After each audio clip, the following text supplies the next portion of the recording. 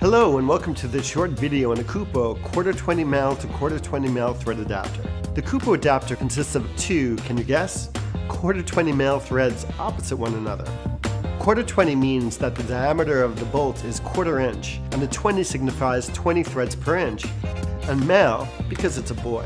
It allows you to join any two accessories or devices with ⅛20 female threads, such as this cold shoe adapter and this max arm. Let's mount a Photix flash on a riser of a Master C stand with a max arm rigged to a combi clamp. First, let's mount the combi clamp to the riser section of our Master C stand by placing the jaws around the riser section and turning the handle clockwise until snug. Now we'll mount the max arm into our combi clamp by placing the 5/8 inch baby stud with the female 3/8/16 thread into the baby receiver of the combi clamp. Then turn the set screw until snug. Screw the ⅛20 male thread of the adapter into the baby stud with the ⅛20 female thread of the max arm. Now screw the cold shoe adapter onto the ⅛20 male of the other side of the adapter.